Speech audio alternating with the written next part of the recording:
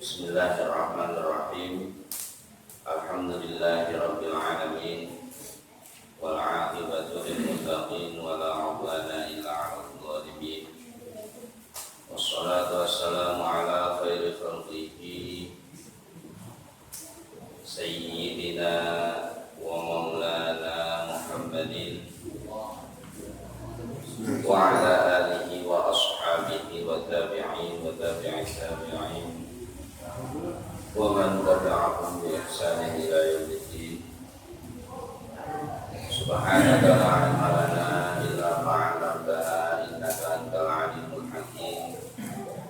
Rabbana iftah bainana wa baina qaumina bil haqqi wa anta khairul fatihin. Wa la haula wa la quwwata illa billahil aliyyil azim. Amma ba'd. Hadratil mukarramin wal muhtaramin, jamaah Masjid Jami'al Barakah yang saya hormati, dan mudah-mudahan kita semua senantiasa mendapatkan limpahan rahmat serta keberkahan dari Allah Subhanahu wa taala. Alhamdulillah bi'aunillah wa bifadlillah, dengan pertolongan dan anugerah dari Allah Subhanahu wa taala, pada malam hari ini kita diperkenankan kembali untuk berkumpul, bermuajahah, bertatap muka dalam keadaan sihah wal afiyah. Alhamdulillah. Salawat beserta salam marilah kita sanjungkan teruntuk baginda kita Nabi Agung Muhammad sallallahu alaihi wasallam beserta para keluarganya, para sahabatnya, para pengikutnya ila yaumil qiyamah. Para jamaah sekalian yang saya hormati dan mudah-mudahan dimuliakan oleh Allah Subhanahu wa taala. 2 bulan sudah ya. Bulan kemarin saya ada halangan untuk hadir. 2 bulan sudah pertemuan kita. Mudah-mudahan kedepannya Allah kasih kemudahan, Allah kasih lancar, Allah kasih manfaat serta berkah buat kita semua. Materi kita pada malam hari ini, kita masih dalam kitab Safinah, kitab Safinatun Najah. Pasal apa Pak? Ada yang ingat nggak? Pasal apa ya? Alamatil Qulub bukan? Iya. Abahnya terus kata Alamatil Qulub. Alamatil Qulub salah satu terus. Terus 2 sasi. udah dua bulan, Masya Allah, subhanallah. Ya nggak apa-apa ya. Niyatul mu'min khairun min amalih itu ya buktinya kayak kemarin itu loh Pak. Niat. Kita niat ngaji, saya niat ngaji, Bapak niat ngaji, ana urid antum turiduna wallahu yaf'alu ma yurid, gitu ya. Ya. Saya niat ngaji, Bapak punya niat ngaji juga, ternyata Allah menghendaki hal lain. Allah kasih hujan. Ya udah setengah jalan, bukan setengah jalan, baru jalan langsung Allah. Ya wes, akhirnya ya sholat di mana gitu, besar apa di mana besar ya begitulah perjalanan guys. Dalam konteks itu insya Allah niyatul mu'min khairun min amalih berlaku, insya Allah ya, dalam konteks seperti itu. Para jamaah sekalian rahimakumullah,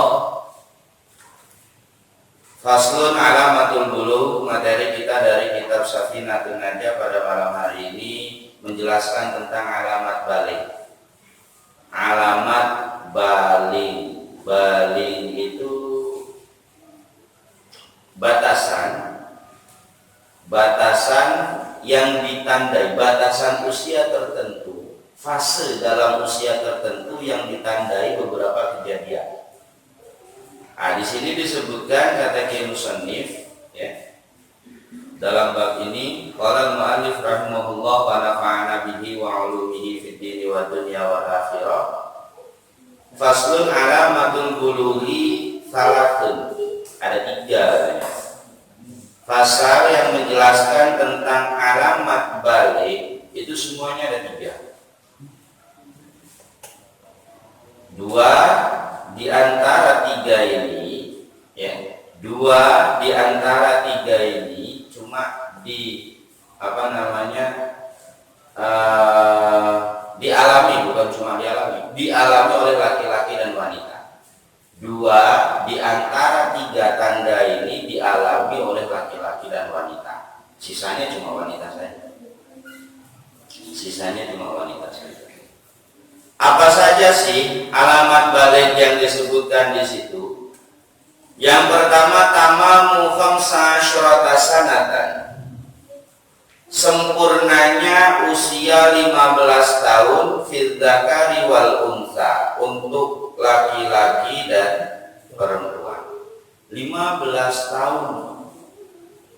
Lah ya apa hanya terpatok kepada 15 tahun ini aja? Ya enggak juga. Dari 3 ini maksudnya begini loh Pak. Dari 3 alamat baligh ini, jika saja salah satu di antara 3 alamat baligh ini terjadi, ya, kejadian pada salah seorang di antara kita, laki-laki maupun perempuan, ya wis berarti dia sudah baligh. Lah, kalau yang kedua dan ketiga belum terjadi, ya, kalau yang kedua dan ketiga ini belum terjadi, nanti akan kita bahas yang kedua dan ketiga. Maka yang menjadi patokan adalah patokan usia. Kalau yang kedua nanti dan ketiga belum terjadi, sampai usia 10 tahun, 11 tahun, 12 tahun, kok belum terjadi? Nah, maka yang dijadikan patokan adalah usia 15 tahun. Ya, 15 tahun Qamariyah, Pak. 15 tahun Hijriyah, Pak. Kita nggak bisa pakai patokan Masehi untuk menentukan baligh, untuk menentukan haid bagi wanita. Ya, kita nggak bisa menentukan usia itu dengan patokan-patokan Masehi, nggak bisa. Ya, harus memakai patokan Hijriyah, tanggalan Hijriyah. Qamariyah itu harus. Ya, sebagaimana yang pernah diulas di pertemuan sebelumnya, kalau saya tidak salah, antara Qamariyah, antara Hijriyah dengan Masehi, Syamsiyah, itu kan setiap tahunnya ada perbedaan hari, ada perbedaan jumlah hari. Ada perbedaan jumlah hari. Iya. Ada berapa satu tahunnya itu 5 atau 6 hari dalam 1 tahun. Ya, dalam 1 tahun 5 sampai 6 hari. Nah, karena ada selisih perbedaan seperti itu, terus patokan penghitungan jam juga berbeda. Kalau Syamsiyah, Masehi, tanggalan umum, pergantian hari itu jam 12 malam. Tapi kalau Qamariyah ini tuh udah ganti tanggal. Sekarang bulan apa? Rabiul Awal. Ya, tanggal berapa? Tadi sore sama sekarang ini jangan disamakan.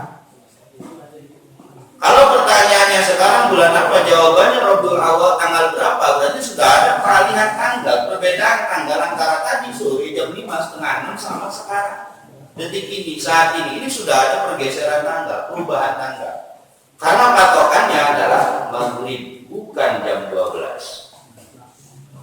Ini untuk Hijriyah ya Pak ya, untuk Hijriyah. Nah, oleh karenanya apapun yang ada kaitan dengan hukum fikih, ya, yang membahas tentang usia, yang membahas tentang umur, maka patokannya harus patokan Qamariyah, patokannya harus patokan Hijriyah. Tidak bisa kita pakai patokan Masehi. Tidak bisa.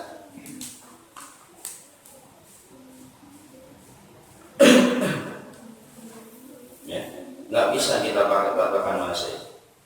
Nah, 15 tahun ini Pak, angka 15 tahun ini dihitung mulai dari kapan?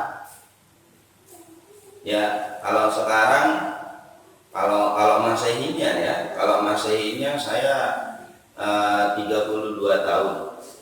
Kalau Masehinya, Wallahu a'lam, Hijriahnya 32 tahun lebih atau bahkan udah masuk 33. Wallahu a'lam. Apa namanya? Dihitungnya angka 15 tahun ini dimulai dari terpisahnya seluruh anggota badan kita dari yang namanya rahim.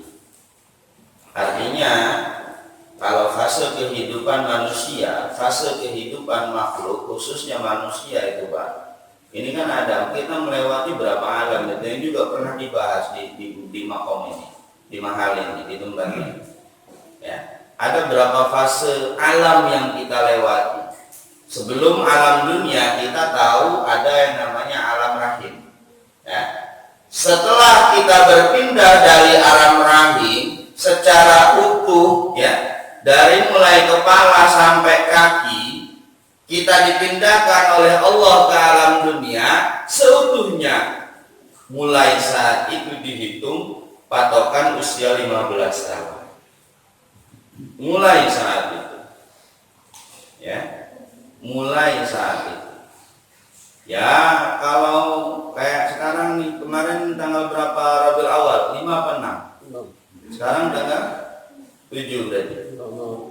Ya? Tanggal 8. Sekarang tanggal 8. Berarti kemarin 7. Tadi 7. Ya. Kalau lahirnya pada maghrib berarti ya pakai tanggalnya tanggal 8. Kalau lahirnya pada maghrib, ya malam misal jam 7, jam 6 udah maghrib ya. Jam 6, jam 7, jam 8, jam 9 sampai maghrib di keesokan harinya. Itu berarti masuk tanggal 8 Rabiul Awal. Tapi kalau lahirnya setengah 6, nah ini orang tua ini Pak, tugasnya orang tua ini Pak. Ini penting banget. Bukan lagi soal kan anak saya laki-laki, bukan lagi soal itu. Tetap mau anak laki-laki, mau anak perempuan, nggak anak perempuan apalagi. Karena dia pasti mengalami yang namanya tamu bulanan ini ya. Haid, ya, terus istihadah dan lain sebagainya. Nah kalau kita nggak ada patokan tanggal dalam tanggalan hijriah, anak kita usia 6 tahun, 7 tahun, 8 tahun, 9 tahun, yang kita tahu patokan Masehi 9 tahun Masehi atau 8 tahun 9 bulan dalam hitungan Masehi, belum mencapai usia 9 tahun ya, 8 tahun 9 bulan. Terus anak perempuan kita keluar darah, pas ditanya, Abi ini darah apa ya? Aduh, tahu ya, kamu belum usia 9 tahun. Bahasa orang tua ya, bahasa bapaknya begitu. Kamu kan belum usia 9 tahun. Kemarin Abi ngaji katanya 9 tahun kurang sedikit. Kurang sedikitnya itu batasan wanita 9 tahun kurang 15 hari lebih sedikit. Gimana coba? Dalam bahasa lain 9 tahun kurang 16 hari kurang sedikit. Walau lahdotan, walau 1 menit, walau 1 detik lebihnya. Itu minimalnya. Lah kalau sekarang 8 tahun 9 bulan dalam hitungan Masehi, ada anak wanita sudah keluar darah. Pertanyaannya, apa darah itu darah haid? Masehi loh. Ini tugas orang tua ya. Riet kalau kita cuma ngebayangin seperti ini itu ribet. Ya, 8 tahun 9 bulan Masehi. Berarti kalau dikonversikan ke Hijriah kira-kira usia berapa? Usia berapa? 8 tahun 9 bulan dalam hitungan Masehi. 1 tahunnya itu ada kacek 5 sampai 6 hari. Ada perbedaan 5 sampai 6 hari. Kali 8 udah berapa? 40, 1 bulan lebih. Terus keluar darah, anak perempuan itu status darah anak perempuan itu haid atau bukan?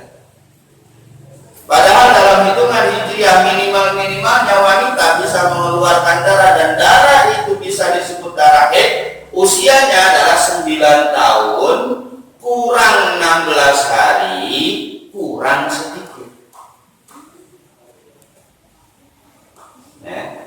9 tahun kurang 16 hari berarti 8 tahun 11 bulan lebih 14 hari lebih sedikit. 8 tahun 11 bulan lebih 14 hari lebih sedikit, walaupun itu hanya sedikitnya itu walaupun hanya 1 menit 1 jam, pokoknya lebih dari hitungan 8 tahun 11 bulan 14 hari ya. Itu patokan minimalnya. Nah, kalau dalam usia di bawah usia itu kok sudah mengeluarkan darah ya, di bawah usia itu sudah mengeluarkan darah, ini dalam hitungan hijriah makanya ribet kalau kita tidak punya patokan hijriah khususnya untuk anak perempuan kita. Yang punya anak perempuan PR besar itu. Lah kalau kita punya patokan hijriah, anak perempuan di bawah usia 8 tahun 11 bulan 14 hari lebih sedikit, di bawah usia itu sudah mengeluarkan darah, ini bisa dipastikan bahwa darah itu bukan darah haid. Ya, bisa dipastikan bahwa darah itu bukan darah haid. Ya, walaupun patokannya nanti ada tahdidiyah, ada takribiyah. Ya, takribiyah itu kurang lebih mendekati ya. Ada tahdidiyah hitungan pasti. Ya. Ada perbedaan pandangan ulama antara Al-Baijuri di antaranya, terus Asyarbini, terus apa lagi? Ada banyak perbedaan ini. 9 tahun kurang 16 hari kurang sedikit ini tahdidiyah atau takribiyah. Kalau takribiyah berarti ada kemungkinan anak wanita, anak perempuan yang kurang dari usia itu tapi hanya kurang beberapa hari. Ada kemungkinan darah yang keluar itu bisa disebut darah haid. Ada kemungkinan seperti itu kalau takribiyah patokannya. Ya, makanya kalau dalam tatanan fikih itu Mbak, ya, dalam tatanan fikih laki-laki juga fardu hukumnya belajar ilmu tentang haid. Laki-laki wajib hukumnya belajar ilmu tentang haid. Fardunya fardu kifayah, wajibnya wajib kifayah. Ya, wajibnya wajib kifayah. Katakanlah dalam satu komplek, ya, kok tidak ada satupun orang laki-laki yang paham tentang haid, ya, katakanlah dalam satu komplek kok tidak ada satupun orang yang paham laki-laki tentang haid, maka seluruh laki-laki yang ada di komplek itu ya berdosa. Siapa di sini yang paham haid siapa? Alamin aja nggak pernah nih. Tapi kalau perempuan hukumnya fardu ain loh. Kalau perempuan hukumnya fardu ain. Ya, gambaran saking pentingnya haid bagi perempuan, belajar haid bagi perempuan. Pertama saya tanya, perempuan itu kalau mau keluar rumah harus atas izin suami enggak? Harus atas izin suami. Hatta mau ngaji, ya apa betul? Ya apa enggak? Hatta mau ngaji tetap harus atas izin suami. Tapi ada satu materi pengajian yang enggak perlu izin suami, Pak. Ada satu pengajian perempuan itu boleh keluar rumah yang nggak perlu izin suami. Nah, bahkan kalau suami ngomelin, suaminya yang dosa. Ketika perempuan itu mau belajar tentang haid, kecuali suaminya bisa. Ngapain sih pakai ngaji segala di sono? Lah kan tentang haid, Bang.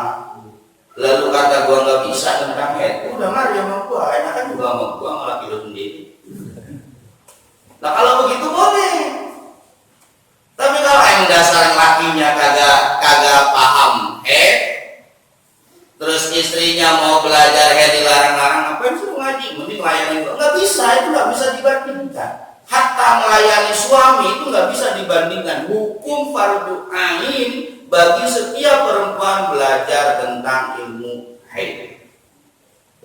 Laki-laki ada yang ngomong begitu tadi, berarti laki-lakinya yang berdosa. Ya, cuma itu.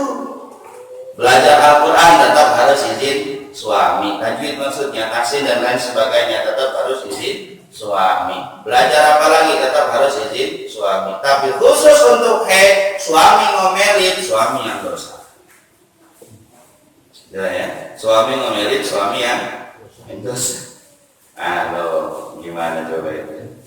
Yang penting bijaksana aja lah.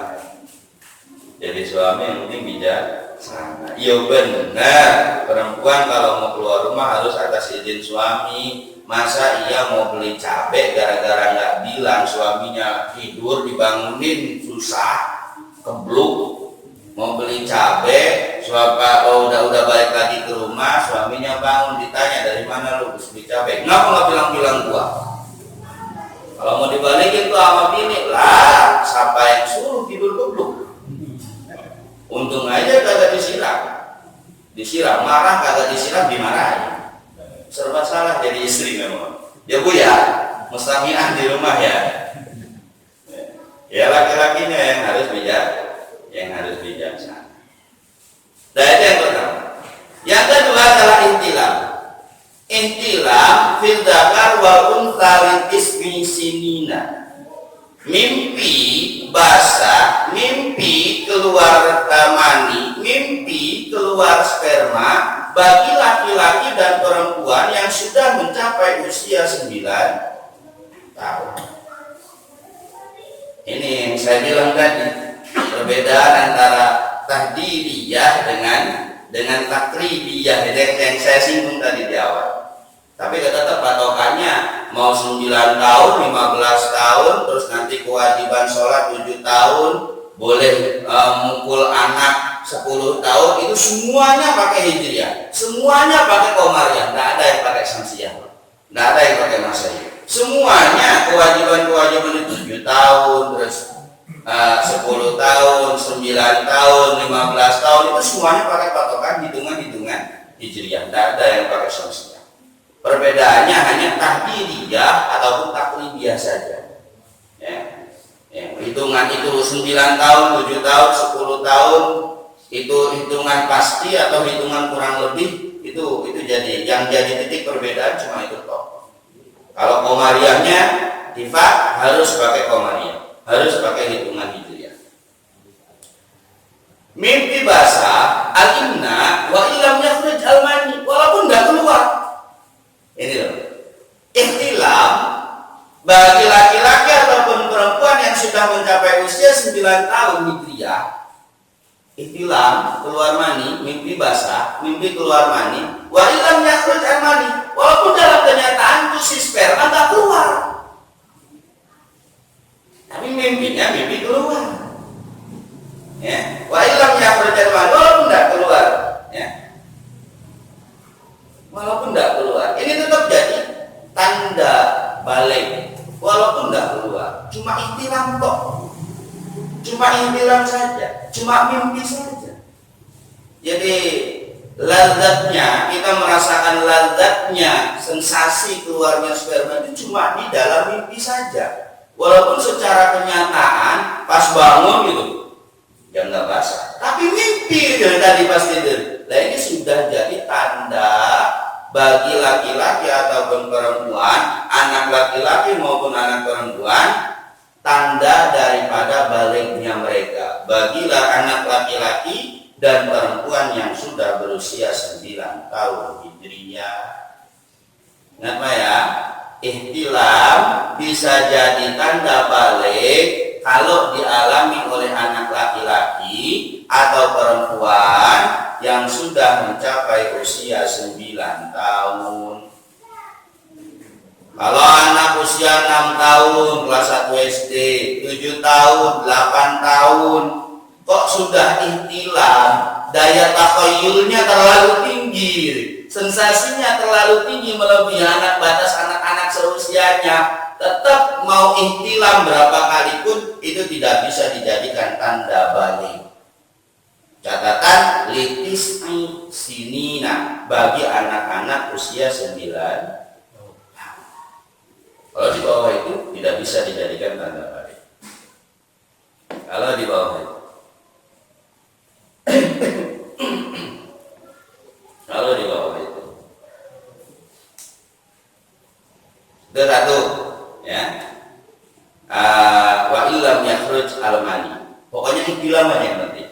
Terus yang kedua, ihtilam walaupun keluarnya, ya, mimpi keluar pas tidur, ternyata memang benar keluar mani. Kan ada tanda-tandanya tuh Pak. Yang sesuatu yang keluar dari kubul, dari jalan depan, kalau dubur kan jalan belakang, itu ada madi, ada madi, ada wadi, ada mani. 3 perkara, ada air kencing, ya. Nah, dari yang keluar dari kubul semuanya najis. Yang keluar dari kubul semuanya najis kecuali mani. Yang keluar dari kubul jalan depan semuanya najis kecuali mani. Nah, seandainya ada orang yang ihtilam, mimpi basah, dan memang betul secara nyata dia keluar mani, keluar sperma, tapi bighairil mu'tad, bukan melalui jalan yang biasa. Kalau yang biasa kan lewat kubul, kali gitu ada sperma keluar lewat telinga, kali gitu ada kagak ya? Ya lewat manapun pokoknya bighairil mu'tad, bukan melalui jalan yang semestinya, bukan melalui jalur biasa. Dia pakai jalur alternatif, Pak. Spermanya itu pakai jalur alternatif, bukan al-mu'tad, bukan farji yang mu'tad, bukan golongan yang biasanya, bukan. Tapi tetap keluar itu. Tapi tetap keluar. Nah, walaupun seperti itu, ya. Walaupun seperti itu, tetap ihtilamnya itu, mimpinya itu, dan memang benar-benar nyata keluar gitu ya. Mimpinya itu ataupun keluar ataupun tidak, lighairil mu'tad atau bil mu'tad, ini tetap bisa dijadikan patokan untuk alamat balik bagi laki-laki dan perempuan yang sudah berusia 9 tahun ke atas, minimal 9 tahun. Oh, ada enggak sperma keluar bukan dari jalan seperti biasa, bukan dari jalan yang biasa? Ada, Pak. Dalam fikih itu dulu waktu saya ngaji sering ada pembahasan tentang anak jin, Pak, atau anak hayawan. Taruhlah dalam pembahasan babi dan anjing itu suka ada pembahasan dalam fikih ya. Gimana kalau ada anjing kawin sama manusia terus melahirkan anak berupa manusia? Itu hukumnya manusia apa dia punya hukum anjing? Itu kan aneh dan nyeleneh. Tapi itu memang betul, Pak, dibahas dalam kutubus salaf. Betul-betul dibahas dalam kutubus salaf, dan itu ada kasusnya, makanya dibahas. Nah, dalam hal ini sperma yang mestinya keluar lewat kubul ya, ada pembahasan di sini, wasawaun kharaja min tariqihi al-mu'tad aw ghairihi. Ada pembahasan baik sperma itu keluar dari jalan yang biasa ataupun jalan yang tidak biasa. Berarti memang ada beberapa kasus sperma yang keluar dari jalan yang tidak biasa. Sebabnya apa? Faktornya apa? Bisa jadi jalan yang biasanya ditutup secara aslul khilqah. Memang dari awal penciptaannya itu rapat. Ada yang seperti itu. Rapat sehingga dia tidak bisa mengeluarkan sperma. Atau bisa jadi karena ada sifatnya yang baru datang, yang baru datang, penyakit atau apa, sehingga kubulnya rapet, nggak bisa ngeluarin sperma, akhirnya terus sisi sperma keluar dari jalan yang bukan biasanya. Bisa jadi seperti itu. Ya, di sini digambarkan seperti itu, ma'an sidalil asli Wasawaun kana fi naumin aw yaqdatin bi jima'in aw ghairi. Yang penting al-imna, keluar sperma, ya. Baik dalam posisi tidur ataupun kenyataan, sebab jima ataupun sebab yang lainnya. Sebab jima ataupun sebab yang lainnya. Itu yang kedua. Yang ketiga, yang terakhir Bapak adalah al-haid fi haqqil unsa lidismi sinina. Patokannya adalah takribiyah. Biangkana takribiyah itu 9 tahun kurang lebih. Patokan sekurang lebihnya tadi 9 tahun kurang 16 hari kurang sedikit. Ya, jadi nggak pas 9 tahun gitu. Kalau pas 9 tahun udah bisa dipastikan itu dia sudah balik gitu ya. Sudah bisa keluar haid, Ini yang jadi patokan adalah ketiga, yang jadi tanda balik yang ketiga adalah haidnya. Kalau tadi kedua, yang ketiga ini adalah haid, yang kedua adalah ihtilamnya, bukan usia sininnya, bukan, ya. Haidnya ketiga, keduanya ihtilamnya. Kalau yang pertama itu patokan batasan balik dari sisi usia maksimal 19 tahun. Jadi kalau keluar sperma belum, ihtilam belum, haid belum, sampai usia 10 tahun, 11 tahun, 12 tahun, 13 tahun, 14 tahun, sampai usia 15 tahun, bahkan 16 tahun, keluar haid belum. Mimpi basah juga belum pernah. Ya, keluar sperma baik sengaja ataupun tidak, itu juga belum pernah. Tapi sudah bisa dipastikan dia sudah balik. Kenapa? Karena sudah melebihi batas usia 15 tahun. Tapi kalau belum mencapai usia 15 tahun, di usia 9 tahun ada anak perempuan yang haid, berarti nggak perlu nunggu 15 tahun, dia sudah balik sebab haid.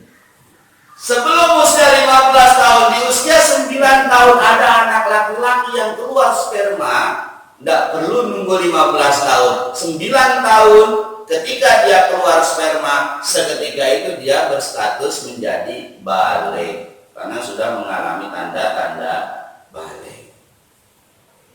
Jadi ada 3 patokan. 1 patokan dari usia, yang kedua patokan dari kejadian, ya. Khurujul mani, ail ihtilam awil imna, ataupun keluar haid, darah haid, ya, ataupun keluar darah haid. Ini untuk perempuan. Kalau khunsa beda lagi, Pak. Ya, khunsa itu bukan bencong. Jangan disalahartikan. Khunsa itu bukan bencong, khunsa itu bukan banci. Kalau bencong atau banci, laki-laki yang menyerupai wanita atau sebaliknya, wanita yang menyerupai laki.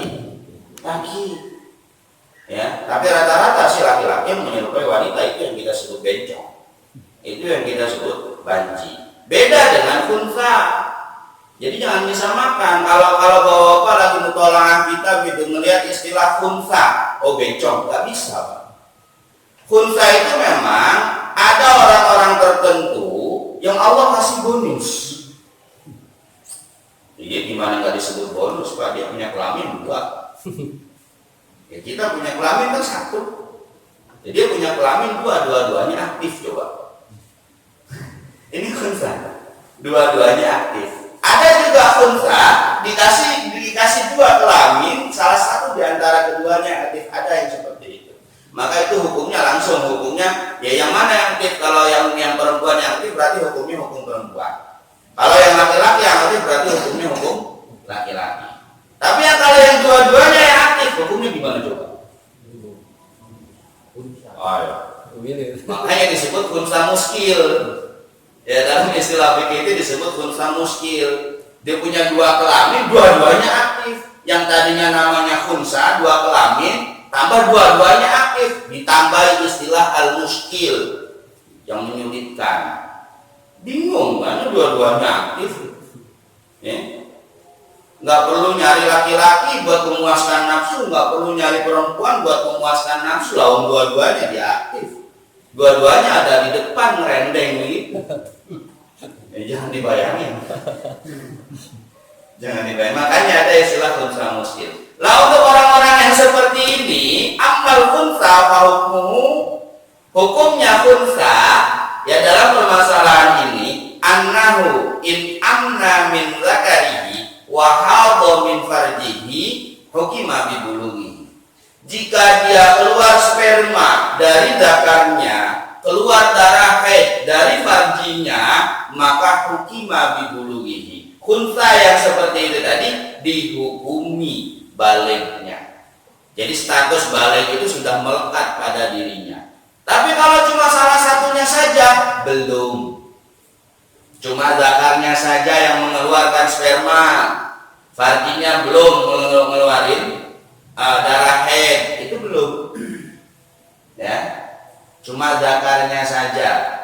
Sampai usia 15 tahun cuma zakarnya saja yang keluarin sperma, farjinya belum ada darah haid. Berarti patokannya bukan imna, bukan amna keluar sperma, juga bukan haid, tapi patokannya patokan usia 15 tahun. Itu bagi khunsa. Saya agak bingung juga. Tapi jarang.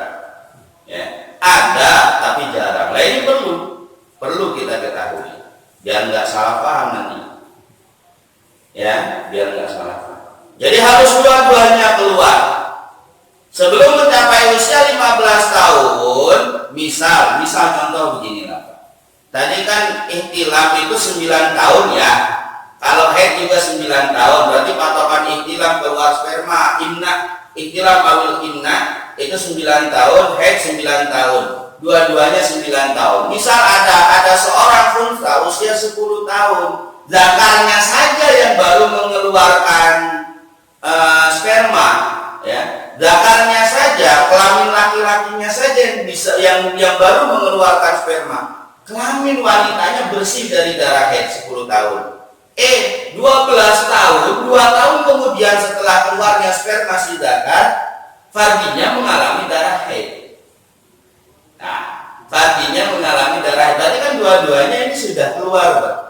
Dua-duanya ini sudah keluar. Maka jika ada kejadian seperti itu, patokannya bukan lagi usia 15 tahun, tapi ketika dua-duanya sudah mengeluarkan masing-masing, zakarnya ngeluarin sperma, farjinya ngeluarin darah haid, seketika itu dia dihukumi baligh. Seketika itu dia punya status baligh, khunsa yang baligh. Kalau sudah dua-duanya, tapi kalau baru satu-satunya ya enggak.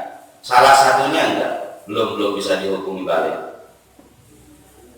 Ya, belum bisa dihukumi baligh. Dan ini sebetulnya pembahasan ini, Pak. Pembahasan ini agak panjang ya. Agak panjangnya ini nanti ada kaitannya dengan anak kecil, apa saja yang diwajibkan kepada orang tua kepada anak kecil. Tapi ini kalau tidak ada pertanyaan gimana? Tidak apa-apa ya. Kita lanjutkan pembahasan ini ya. Nggak apa-apa ya, nggak ada pertanyaan ya. Nah, jadi sebenarnya kita bahas aja. Pertanyaan nanti di pending atau di via WA juga tidak apa-apa, Pak. Nomor saya ada di sedia. Nggak apa-apa. Dan itu tadi amal kunta fa hukmuhu annahu in amna min dzakarihi wa hadha min farjihi hukima bi bulughihi. Fa in wajada ahaduhuma aw kilahuma min ahadi farjaihi fala yuhkamu bi bulughihi. Nah, fala yuhkamu bi bulughihi ya, harus dua-duanya keluar. Kalau dua-duanya sudah keluar, maka dia bisa dihukumi sebagai khunsa yang baligh. Bisa dihukumi sebagai khunsa yang baligh.